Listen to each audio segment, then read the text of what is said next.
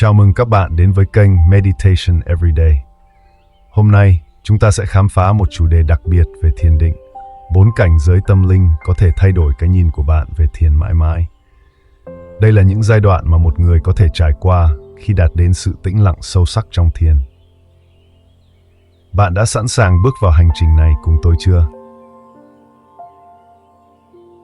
Phần 1. Thiền định, con đường tĩnh lặng và khám phá bản thân. Thiền định không chỉ đơn thuần là ngồi yên, nhắm mắt và hít thở sâu. Đây là một hành trình khám phá bản thân, một quá trình tinh lọc tâm hồn khỏi những tạp niệm và phiền muộn. Trong thế giới hiện đại, nơi công việc và cuộc sống hối hả chi phối tâm trí, thiền là cánh cửa giúp chúng ta tìm về với nội tâm, nơi tâm trí có thể được giải phóng khỏi những ràng buộc ồn ào của xã hội và đạt được sự an tĩnh thực sự. Thiền giúp ta có khả năng quan sát mọi thứ xung quanh mà không bị cảm xúc tác động. Và càng thực hành, ta càng nhận ra sức mạnh của việc ngồi yên, kết nối sâu với chính mình.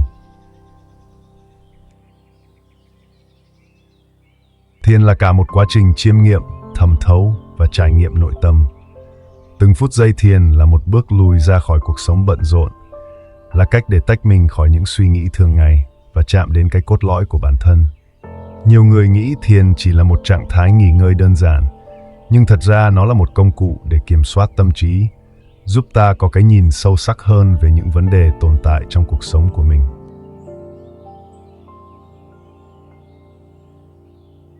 Thiền cũng là cách để ta đối diện với những khó khăn trong tâm trí, không trốn tránh, không đè nén, mà là dần dần học cách chấp nhận và buông bỏ. Mỗi ngày chỉ cần dành một khoảng thời gian ngắn để ngồi lại và hướng sự chú ý vào bên trong, chúng ta sẽ cảm nhận rõ sự thay đổi trong cách mình suy nghĩ và cảm nhận.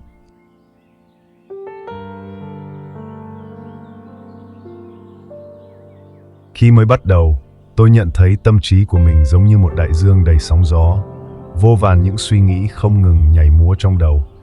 Những lo toan, sợ hãi và cảm xúc chưa giải quyết được cứ xô đẩy nhau như những con sóng.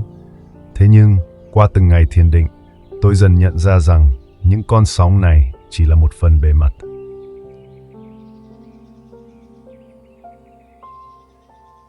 Khi ta bắt đầu chìm sâu vào tĩnh lặng, từng lớp suy nghĩ, cảm xúc dần được xoa dịu. Dần dần, đại dương ấy trở nên yên bình hơn và tôi có thể thấy rõ ràng hơn những cảm xúc của mình. Không còn là sự lộn xộn của nhiều suy nghĩ hỗn độn, mà là một dòng chảy nhẹ nhàng, thuần khiết hơn.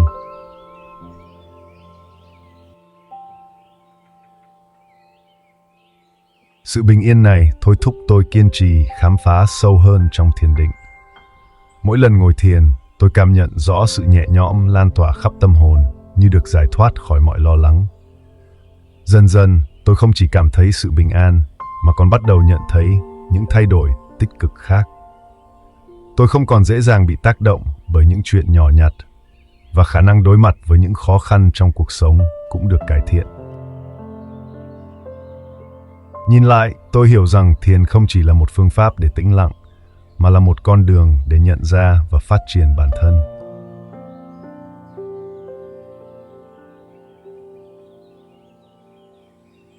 Thực hành thiền là một quá trình bền bỉ, đòi hỏi sự kiên nhẫn và lòng quyết tâm. Có những ngày khi ngồi thiền, tâm trí tôi không thể nào yên tĩnh được, vì hàng ngàn suy nghĩ vẫn ào ạt ùa đến. Ban đầu, tôi thấy nản lòng, nhưng rồi nhận ra rằng thiền không phải là một mục tiêu, mà là một hành trình.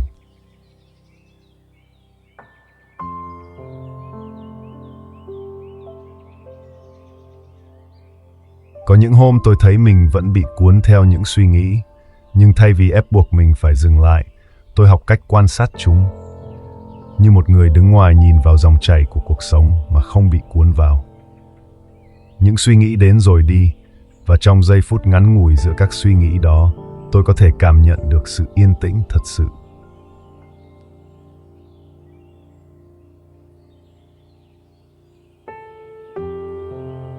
Từ đó tôi hiểu rằng thiền không phải là cách để loại bỏ tất cả suy nghĩ, mà là để làm chủ chúng. Nó giống như việc đứng trên bờ sông và quan sát dòng nước chảy qua, không cố gắng chặn dòng chảy, mà đơn giản là để nó diễn ra tự nhiên. Cũng như vậy, khi thiền, tôi để cho mọi suy nghĩ, cảm xúc tự do trôi qua mà không cần phán xét hay níu giữ chúng.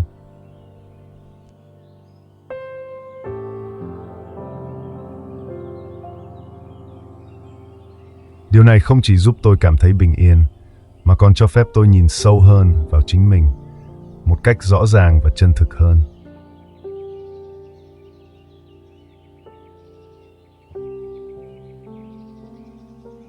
Sau nhiều lần thực hành, tôi bắt đầu hiểu rằng thiền định không chỉ là một phương pháp giảm căng thẳng, mà còn là chìa khóa mở ra sự thấu hiểu và chấp nhận bản thân. Những điều nhỏ nhặt từng làm tôi bận lòng, nay trở nên không còn quan trọng. Tôi nhận ra rằng hạnh phúc không đến từ những điều kiện bên ngoài, mà là từ chính tâm hồn mình.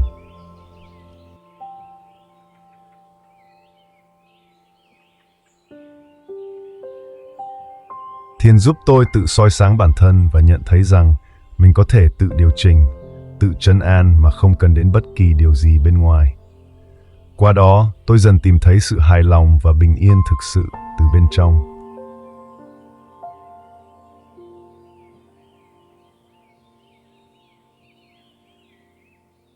Tóm lại, thiền định là một con đường dẫn đến sự tự do và an bình nội tại. Nó là một hành trình không có đích đến cụ thể, nhưng mỗi bước đi đều mang lại một bài học mới. Hành trình này dạy tôi rằng mọi trải nghiệm, dù tốt hay xấu, đều là cơ hội để học hỏi và phát triển. Thiền đã trở thành một phần không thể thiếu trong cuộc sống của tôi, và nó giúp tôi sống một cách trọn vẹn hơn. Không vì những gì bên ngoài, mà vì sự kết nối sâu sắc với bản thân từ bên trong.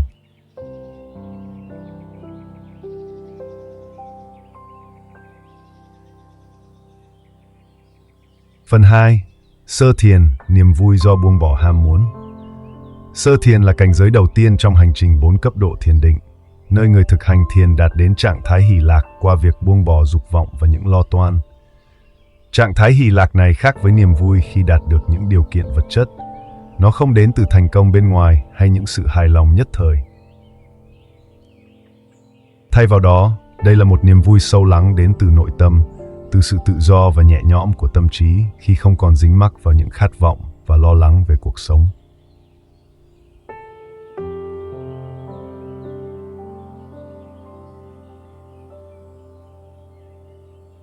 Trong cuộc sống hàng ngày, những mong cầu về vật chất và thành tựu không ngừng thúc đẩy con người. Tuy nhiên, chính những dục vọng này lại tạo ra áp lực vô hình, khiến tâm trí luôn bị kéo căng bởi các mục tiêu và tham vọng. Sơ thiền là bước đầu tiên giúp người thiền nhận ra rằng chỉ cần buông bỏ, ta có thể chạm đến niềm vui từ sự an tịnh. Đó là sự thoát khỏi vòng xoáy của những mong muốn không ngừng, như một dòng sông được chảy tự nhiên mà không gặp rào cản.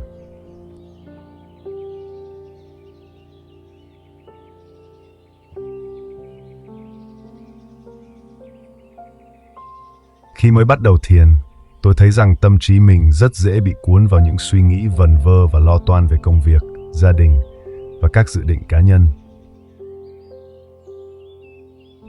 Những lo lắng này như những sợi dây vô hình quấn lấy tâm trí, kéo tôi vào một trạng thái luôn căng thẳng và bận rộn. Trong đầu tôi lúc nào cũng có tiếng nói thúc giục về các kế hoạch, những điều tôi cần hoàn thành và cả những thứ tôi mong muốn có được.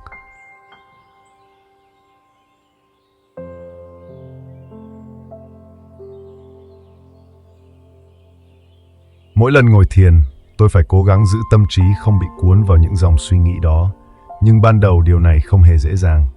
Khi dần dần tập trung vào hơi thở, tôi cảm nhận được một sự chuyển biến tinh tế trong tâm trí. Ban đầu, những ý nghĩ vẫn còn đó, nhưng như làn sóng nhẹ nhàng, chúng dần tan biến và chỉ để lại sự tĩnh lặng. Đó là một trải nghiệm rất đặc biệt. Tôi bắt đầu thấy sự hiện diện của mình trong khoảnh khắc hiện tại và không còn bị kéo đi bởi những mong muốn và lo âu.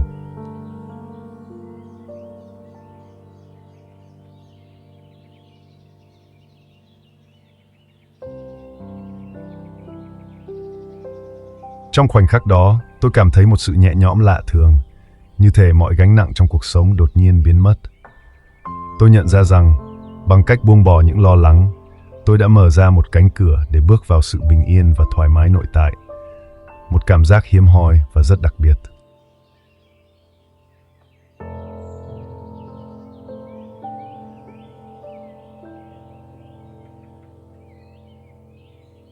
Buông bỏ không có nghĩa là từ bỏ trách nhiệm hay không còn quan tâm đến cuộc sống xung quanh, mà là một cách nhìn khác về những điều mình mong muốn.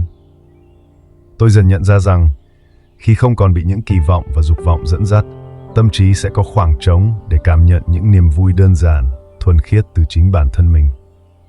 Sự tự do đến từ việc không bị ràng buộc vào vật chất và danh vọng là một dạng niềm vui mà tôi chưa từng cảm nhận trước đây.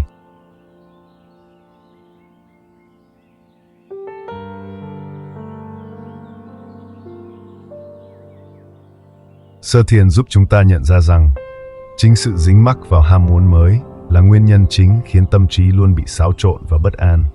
Khi buông bỏ những mong cầu đó, chúng ta bước vào một trạng thái hỷ lạc sâu sắc, một loại niềm vui nội tâm không phụ thuộc vào hoàn cảnh.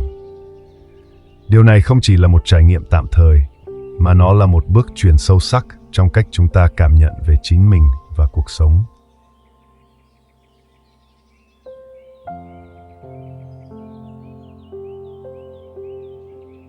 Thay vì tìm kiếm niềm vui qua những thứ bên ngoài, tôi học cách quay về bên trong và nhận ra rằng tâm trí trong trạng thái không lo lắng mới chính là nguồn gốc của niềm hạnh phúc thực sự.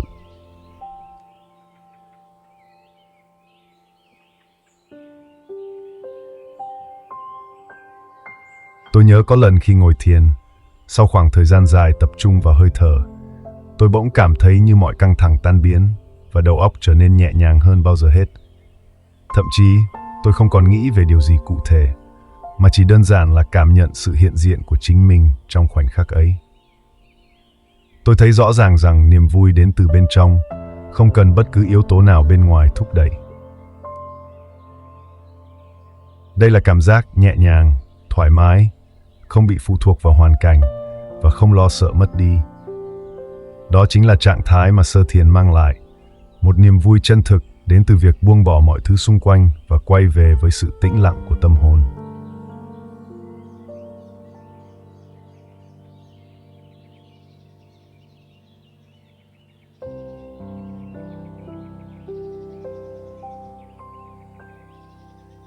Qua trải nghiệm đó, tôi nhận thấy rằng, thay vì luôn chạy theo những khát vọng và ham muốn, đôi khi dừng lại và buông bỏ cũng là cách để đạt được niềm vui sâu sắc và bền vững hơn.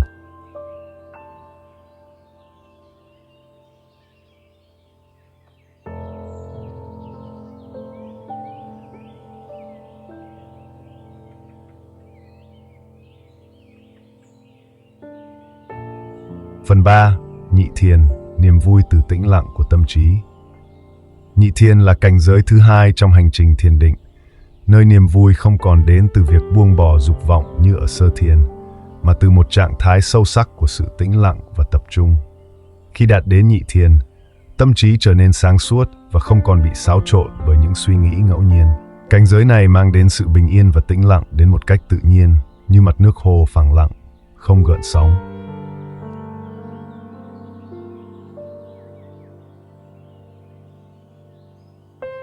Đây là giai đoạn mà tâm trí đạt đến một sự tập trung toàn diện, một loại định tâm sâu sắc không cần cố gắng. Nếu như ở sơ thiền, chúng ta vẫn phải vượt qua những ham muốn và xáo động tâm trí, thì ở nhị thiền, mọi thứ trở nên tự nhiên hơn.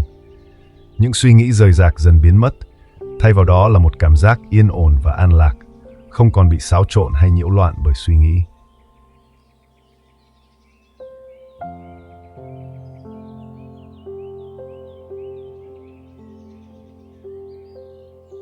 Trong một lần ngồi thiền, tôi bất chợt cảm nhận rằng tâm trí mình không còn bị phân tán hay cuốn theo những dòng suy nghĩ nhỏ nhặt nữa. Tâm trí tôi như một tấm gương trong suốt, có thể phản chiếu mọi thứ mà không bị dính mắc vào bất kỳ điều gì. Đó là một trải nghiệm rất đặc biệt, khi tôi không còn phải nỗ lực để làm cho tâm trí yên tĩnh, mà sự tĩnh lặng đến một cách tự nhiên. Như thể chính bản thân tâm trí đã bước vào trạng thái của nhị thiền, mà không cần bất kỳ sự cưỡng ép hay cố gắng nào.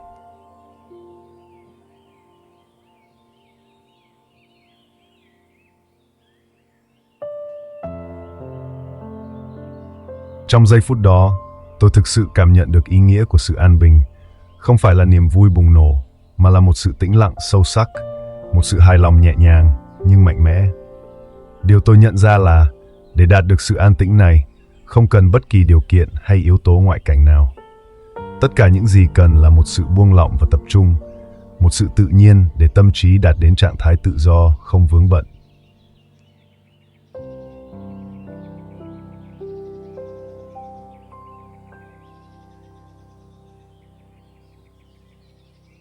Ở nhị thiền, người thực hành bắt đầu nhận ra rằng hạnh phúc thật sự không đến từ những gì chúng ta có thể nắm bắt hoặc đạt được. Đó là một sự an tĩnh bền vững từ bên trong. Nhị thiền là trạng thái mà người thiền không còn cần phải làm bất kỳ điều gì để duy trì sự tĩnh lặng. Ở trạng thái này, tôi cảm nhận rõ sự khác biệt giữa sự tĩnh lặng nông cạn và tĩnh lặng sâu sắc. Đó là một trạng thái mà tâm trí và cơ thể đều đồng điệu trong sự bình yên. Như dòng suối chảy êm đềm qua những viên sỏi mà không vướng bận, tâm trí tôi ở trạng thái này trở nên thanh tịnh và sáng suốt hơn bao giờ hết.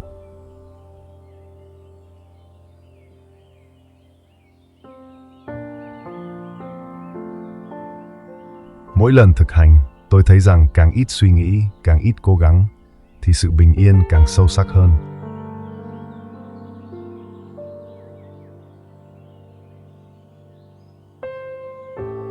Khi đạt đến nhị thiền, tôi nhận ra rằng chính những khoảnh khắc an tĩnh nhỏ nhặt, những giây phút không có suy nghĩ nào đến lấn át, mới thực sự là khoảnh khắc quý giá nhất. Đó không phải là sự hạnh phúc của một điều gì lớn lao, không phải thành tựu, mà là sự hài lòng đơn giản khi tâm trí đạt được tĩnh lặng. Mỗi khi tôi thoát khỏi thiền, cảm giác đó vẫn còn lưu lại như một hương thơm nhẹ nhàng, giúp tôi giữ được bình tĩnh và thanh thản hơn khi đối mặt với những khó khăn trong cuộc sống hàng ngày.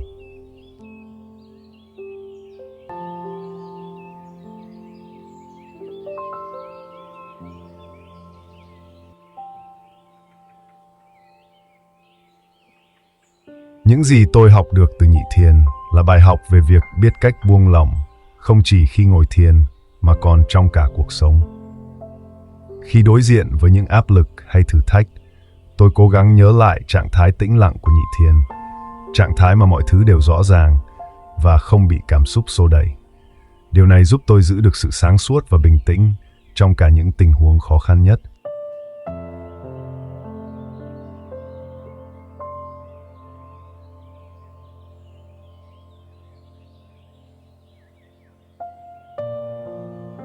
Phần 4. Tam thiền, cảm giác buông xả và an tịnh. Tam thiền là cảnh giới tiếp theo trong hành trình thiền định, nơi mà niềm vui không còn là mục tiêu và dần dần biến mất. Thay vào đó, người thiền đạt đến trạng thái xả, một sự buông bỏ hoàn toàn, nơi mà tâm trí không còn dính mắc hay bám víu vào bất kỳ cảm giác nào. Đó là một trạng thái mà sự phân biệt giữa vui và buồn, giữa hạnh phúc và khổ đau dần tan biến, và thay vào đó là sự chấp nhận vô điều kiện.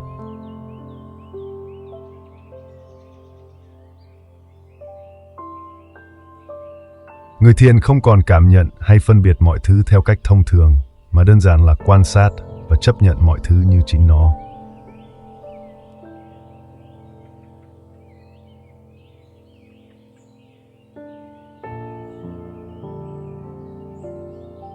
Ở tam thiền, người thiền bước vào một sự an tịnh sâu sắc, nơi mọi bám víu vào cảm giác được dỡ bỏ. Không còn niềm vui hân hoan hay nỗi buồn u sầu, chỉ có sự nhẹ nhàng của một tâm trí không bị kéo đi bởi bất kỳ suy nghĩ hay cảm xúc nào. Trong trạng thái này, người thiền không còn tìm kiếm niềm vui, bởi sự bình an nội tâm đã chiếm lĩnh hoàn toàn. Mọi lo toan, mong muốn đều tan biến, để lại một tâm trí hoàn toàn tự do và thanh thản.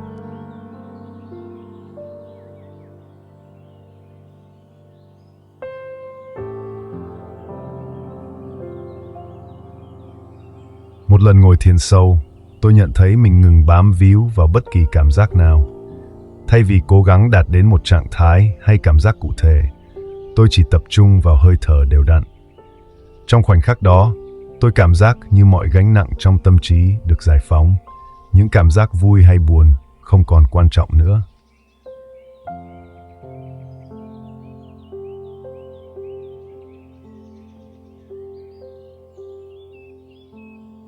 Tôi không cần phân biệt hay đánh giá bất kỳ suy nghĩ hay cảm xúc nào, chỉ đơn giản là hiện diện. Đó là một cảm giác lạ lùng nhưng vô cùng an lành, khi tôi không còn bị cuốn theo bất kỳ suy nghĩ hay cảm xúc nào.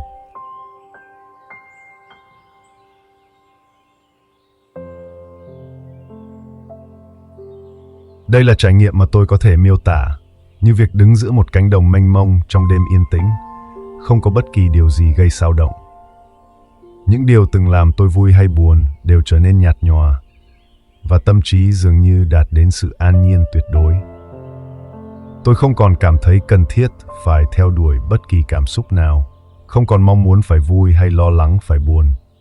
Chỉ còn lại sự chấp nhận và buông xả hoàn toàn.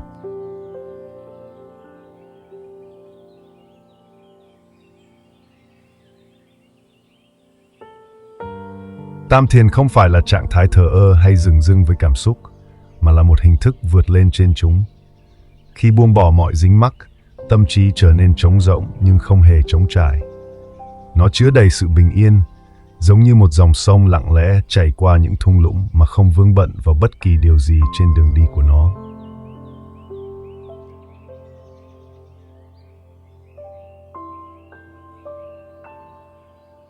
Sự xả ở tam thiền là một sự chấp nhận vô điều kiện với mọi thứ xung quanh, không còn bất kỳ sự chống cự nào, không còn kháng cự lại sự thật hay mong muốn thay đổi chúng.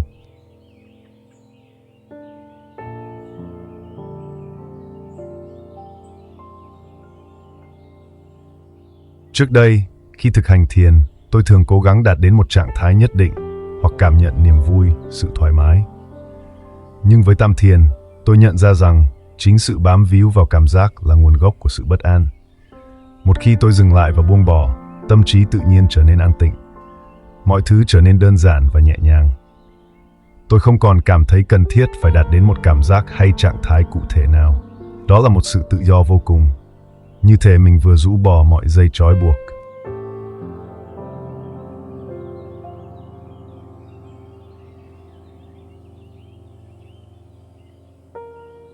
Trong những lần thiền sâu, khi đạt đến tam thiền, tôi cảm giác như mình không còn là mình nữa, mà chỉ là một phần của sự tĩnh lặng bao la xung quanh. Tôi không còn bị cuốn vào những dòng cảm xúc, không còn lo lắng về quá khứ hay tương lai. Mọi thứ trở nên nhẹ nhàng và rõ ràng hơn bao giờ hết. Sự bình yên của tam thiền giúp tôi thấy rõ rằng hạnh phúc thật sự không đến từ những cảm giác dễ chịu, mà là từ việc buông bỏ mọi dính mắc.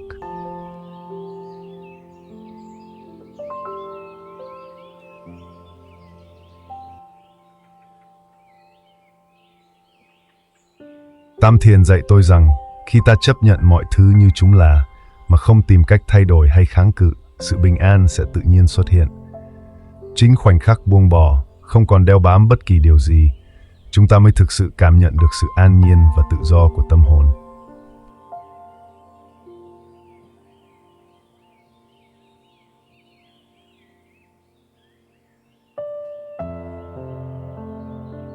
Phần 5. Tứ thiền, tâm bình lặng hoàn toàn.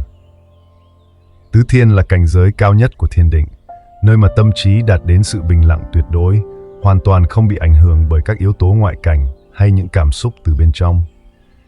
Đây là giai đoạn mà người hành thiền đạt đến trạng thái giải thoát thật sự, tự do khỏi mọi ràng buộc của cảm xúc, suy nghĩ và bất kỳ sự dính mắc nào với thế giới xung quanh.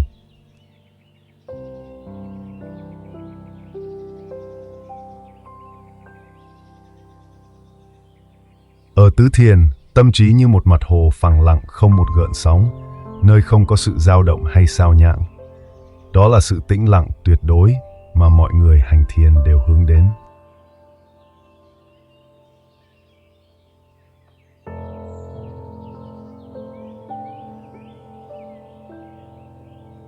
Tứ thiền được coi là đỉnh cao bởi vì nó đòi hỏi sự buông bỏ hoàn toàn. Khi đạt đến cảnh giới này, tâm hồn người hành thiền giống như một cánh chim bay tự do, không bị ràng buộc bởi bất kỳ điều gì. Những xúc cảm thường ngày như vui, buồn, giận dữ, hạnh phúc dường như không còn tồn tại nữa. Thay vào đó là một trạng thái thanh thản, trong đó không còn sự phân biệt giữa các cảm xúc, chỉ còn lại sự bình yên vĩnh hằng.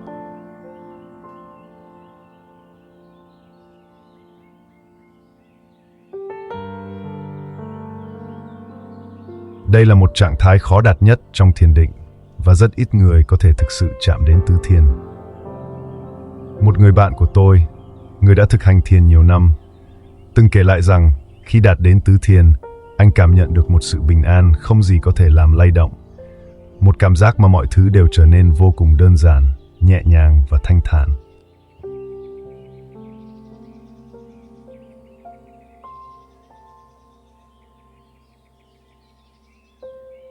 Dù là thành công hay thất bại, niềm vui hay nỗi buồn, anh đều đối mặt với một tâm thái bình thản, không hề dao động.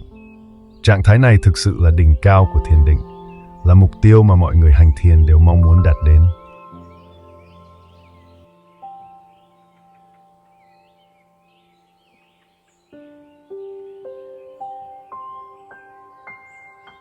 Tứ thiền dạy tôi rằng, khi tâm trí thực sự bình lặng, ta không còn cảm thấy cần phải nắm giữ hay tránh xa bất cứ điều gì. Mọi suy nghĩ và cảm xúc đều trở nên nhạt nhòa, và chính trong sự nhạt nhòa đó, ta tìm thấy ý nghĩa sâu sắc của sự tự do. Đây không phải là tự do từ bên ngoài, mà là sự tự do từ chính tâm hồn, một trạng thái giải thoát mà không gì bên ngoài có thể tác động đến.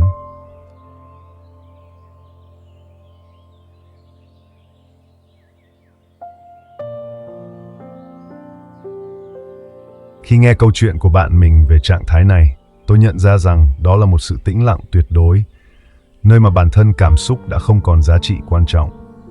Tâm trí trở nên trong suốt và không có bất kỳ điều gì có thể lay chuyển được. Đó là một trạng thái tự do khỏi mọi lo âu và đau khổ. Trong tứ thiền, người ta không còn cần phải trốn tránh hay tìm kiếm điều gì, bởi tất cả đều đã trở nên tĩnh lặng. Đây là một sự an bình hoàn toàn khác biệt, một cảm giác vượt xa mọi sự vui hay buồn.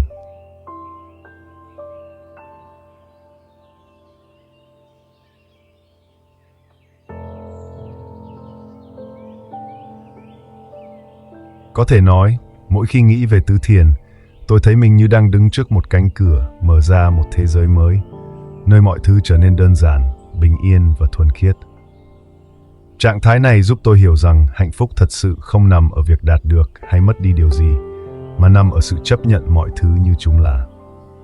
Trong giây phút đó, tôi nhận ra rằng không có gì quan trọng hơn là tâm trí bình lặng.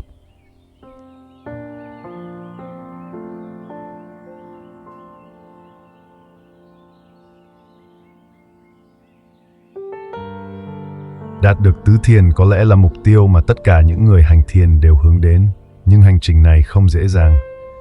Cần phải có sự kiên trì, bền bỉ và lòng quyết tâm vô cùng lớn mới có thể đạt được trạng thái bình yên tuyệt đối này.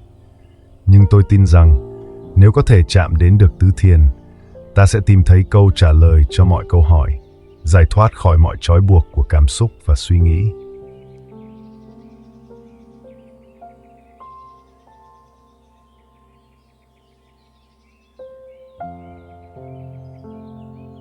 Phần 6. 5 chướng ngại của thiền định và cách vượt qua. Hành trình thiền định không hề dễ dàng, bởi nó đòi hỏi sự kiên trì vượt qua rất nhiều thách thức. Những chướng ngại lớn nhất cản trở người hành thiền đạt đến các cảnh giới cao hơn chính là những yếu tố tâm lý và cảm xúc sâu kín.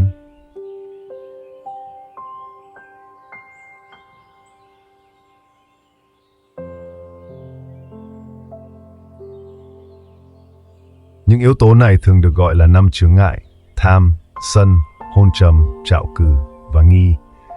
Mỗi chướng ngại đều là những trở ngại tinh thần mạnh mẽ, đòi hỏi người thiền phải tỉnh thức và nỗ lực không ngừng để nhận biết và vượt qua.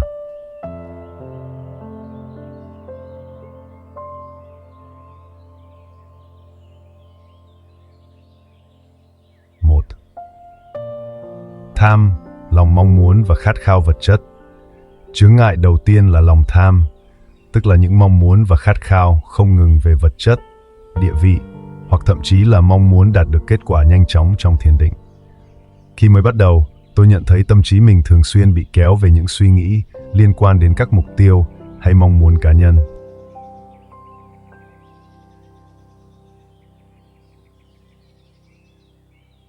Những suy nghĩ này cứ lặp đi lặp lại, khiến tôi khó có thể tập trung vào hơi thở hay vào sự tĩnh lặng. Mỗi khi điều đó xảy ra, tôi nhận ra rằng lòng tham không chỉ hiện diện trong mong cầu vật chất, mà còn ở khao khát đạt được sự tiến bộ trong thiền. Điều này làm tôi phải học cách buông bỏ, tập trung vào việc thiền, không vì mục tiêu đạt được điều gì mà chỉ để tĩnh lặng.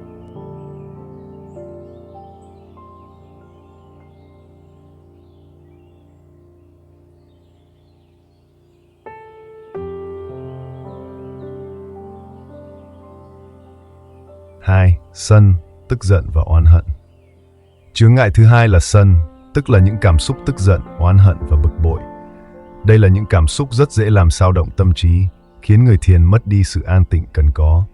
Khi tâm trí ta bị bao phủ bởi giận dữ hoặc những cảm xúc tiêu cực, thì khó có thể đạt được sự tĩnh lặng.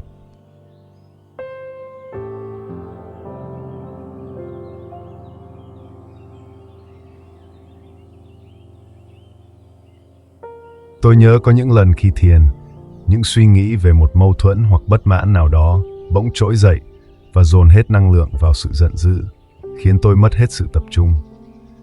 Khi đó, tôi phải nhắc nhở mình rằng thiền không phải là để đấu tranh với cảm xúc, mà là để buông bỏ chúng, cho phép chúng đến và đi mà không bám víu.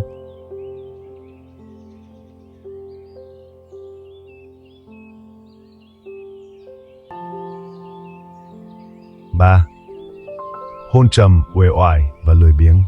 Hôn trầm là trạng thái lười biếng, uể oải, thường khiến người thiền cảm thấy buồn ngủ hoặc mỏi. Đây là chướng ngại thứ ba và cũng là một thử thách lớn. Tôi nhận thấy rằng mỗi khi mệt mỏi hay thiếu năng lượng, việc thiền định trở nên khó khăn hơn rất nhiều, vì cơ thể muốn chìm vào giấc ngủ thay vì giữ sự tỉnh thức.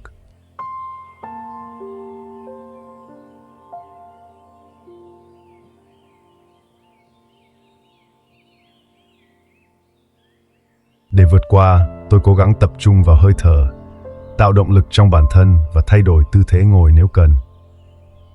Đôi khi chỉ cần mở mắt và nhìn vào một điểm xa xăm để khôi phục sự tỉnh táo cũng là một cách hữu hiệu. Bằng cách giữ ý thức rõ ràng về mục tiêu thiền của mình, tôi dần học được cách kiểm soát cảm giác buồn ngủ, giúp duy trì sự tỉnh thức trong suốt thời gian thiền.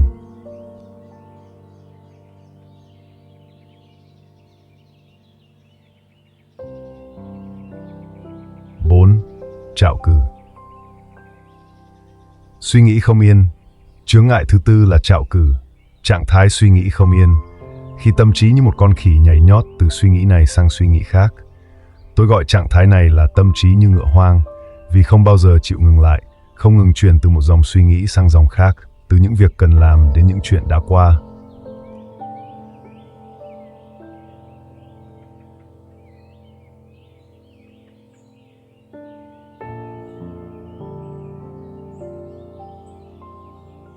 Những suy nghĩ lộn xộn khiến việc tập trung trở nên vô cùng khó khăn và sự tĩnh lặng dường như không thể nào đạt được.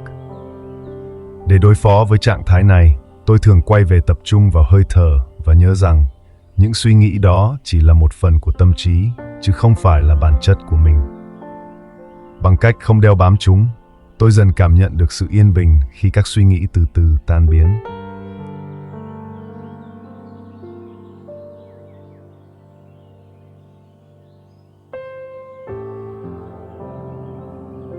Năm, nghi, hoài nghi về bản thân và phương pháp. Chướng ngại cuối cùng là nghi, đó là sự nghi ngờ về bản thân, về con đường thiền định mà mình đang đi.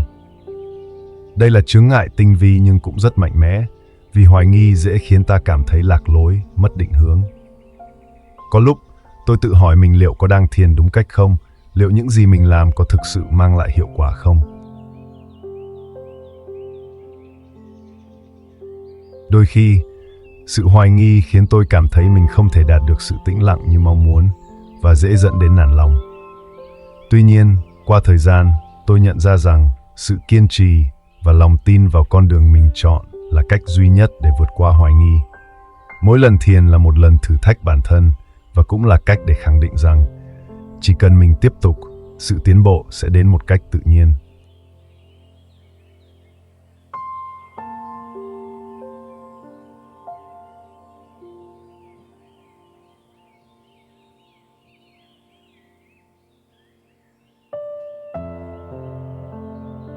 Năm chướng ngại trên không phải là những yếu tố tiêu cực mà ta phải loại bỏ hoàn toàn, mà là những thử thách giúp ta nhận ra những phần sâu kín trong tâm hồn mình. Mỗi khi vượt qua được một chướng ngại, tôi cảm nhận rõ hơn sự an tịnh và tập trung trong thiền định.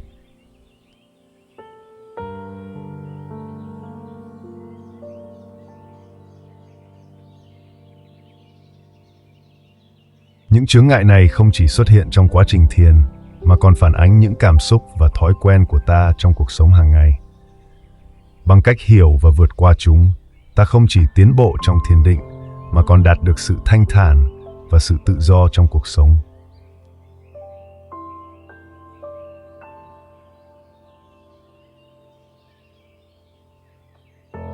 Phần 7. Kết luận. 4 cảnh giới của thiền định là những tầng cao, mỗi tầng lại mang đến sự tĩnh lặng và an tịnh sâu sắc. Chúng không chỉ giúp người hành thiền đạt đến trạng thái bình yên nội tại, mà còn mở ra cho chúng ta một cách nhìn mới về chính mình và thế giới xung quanh.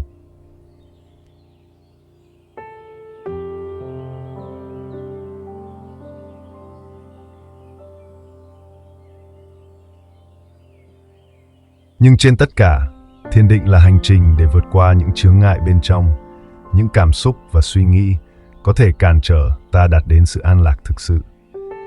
Mỗi chướng ngại là một bài học quý giá, và chính nhờ sự kiên trì, chúng ta có thể dần dần tìm thấy sự thanh thản và tự do tinh thần.